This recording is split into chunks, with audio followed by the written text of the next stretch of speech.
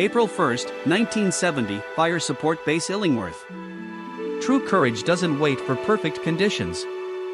It doesn't require sobriety, preparation, or even certainty about the cause you're fighting for. Sometimes it emerges in the most unexpected moments, from the most unlikely circumstances. This is the story of Sergeant Peter Lemon, a soldier who earned America's highest military honor, the Medal of Honor, while high on marijuana. A Canadian boy's American dream. Peter Lemon wasn't born American.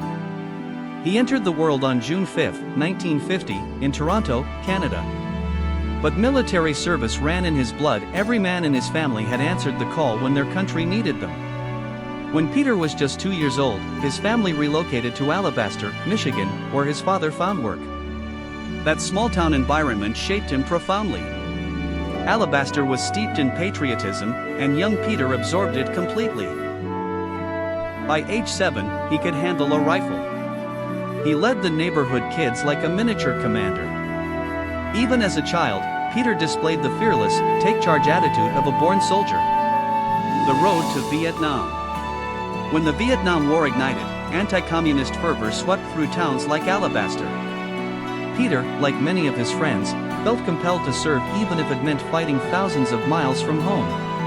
On February 28, 1969, at just 18 years old, Peter enlisted in the U.S. Army. His journey began at Fort Knox, Kentucky, where basic infantry training proved intense and demanding. The drill instructors designed the program to prepare recruits for the brutal reality of jungle warfare. Peter thrived. Military life was everything he'd dreamed of. He pushed himself relentlessly, always giving maximum effort. His natural leadership abilities shone so brightly that instructors appointed him squad leader. After Fort Knox came advanced infantry training at Fort Polk, Louisiana. Peter graduated at the top of his class. 5 months after enlisting, on July 24, 1969, he deployed to South Vietnam. Reality bites. Unlike most first-time soldiers who arrived in Vietnam consumed by fear and uncertainty, Peter felt ready. He knew his purpose. He was eager to fight. That eagerness didn't last. The horrors of combat shattered his idealistic worldview within months. The things he witnessed stripped away any notion that this was a righteous war. Vietnam revealed itself as bloody, futile, and senseless. The eager patriot transformed into a young man who simply wanted to survive and go home. Peter wasn't alone in this disillusionment. Many soldiers fell into a similar depression, desperate for any escape from the psychological weight of the war. Marijuana became that escape. In Vietnam, it was abundant and everywhere.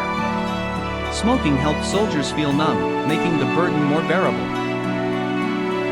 Peter Lemon used it too, not for recreation, but for survival, to cope with the crushing disappointment of watching his beliefs crumble. The bait. In March 1970, Lemon's Unit E Company, 2nd Battalion, 8th Cavalry, 1st Cavalry Division, deployed to Fire Support Base Illingworth in Tay Ninh Province. The base sat 5 miles from the Cambodian border, overlooking a major North Vietnamese army supply route. Officially, the artillery units provided fire support for patrols and reconnaissance teams. Unofficially, Illingworth served a more sinister purpose: bait.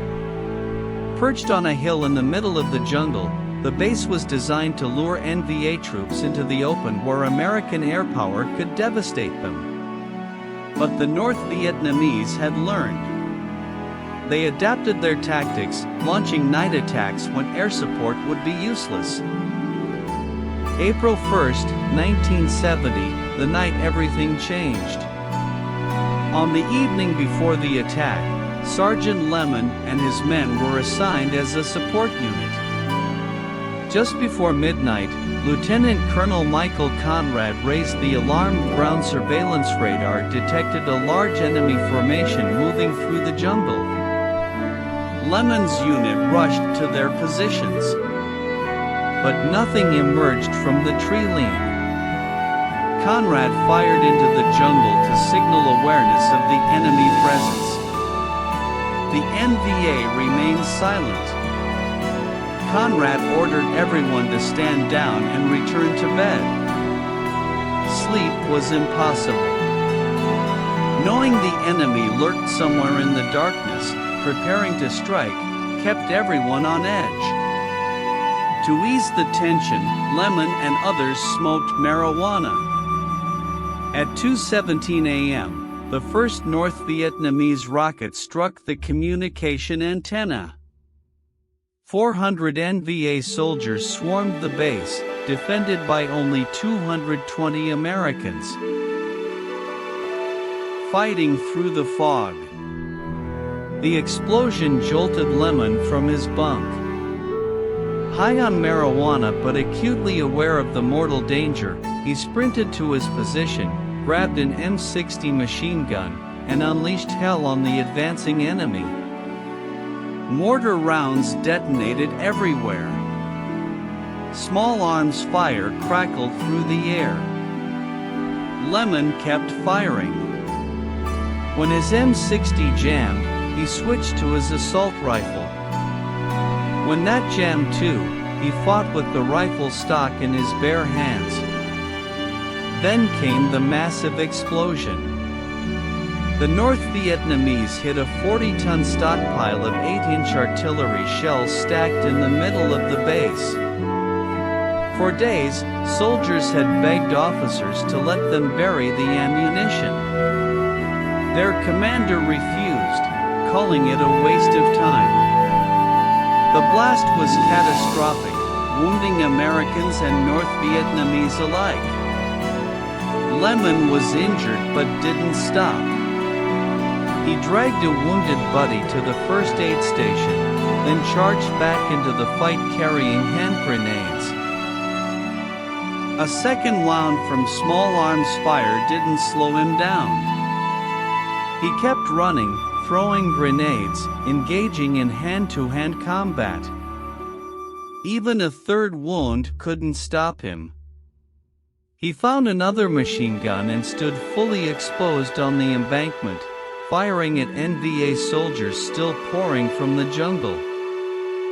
He fought until he finally collapsed from his wounds. The aftermath. At 5 a.m., the North Vietnamese withdrew. The base held.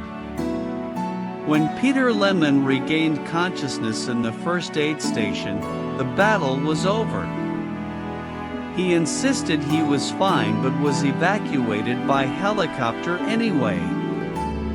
That day, extraordinary courage had been displayed by the entire garrison. Numerous awards were distributed, dozens of Purple Hearts, several silver and bronze stars, 2 Distinguished Service Crosses, and 1 Medal of Honor awarded to Sergeant Peter C. Lemon. The medal he refused to wear for decades afterward. Lemon refused to wear his Medal of Honor. The reason? Disgust. He was disgusted by how soldiers in combat were treated. Disgusted that Fire Support Base Illingworth had been nothing more than bait, a decoy to lure the enemy out, with soldiers as expendable pieces in a strategic game. Only years later did Peter Lemon finally begin wearing his medal, not for himself, but in memory of the brave men who fought alongside him that night. Because true courage isn't about the circumstances. It's about showing up when it matters most, regardless of what's in your system, what you believe, or whether you'll be remembered. Peter Lemon showed up. And he fought like hell.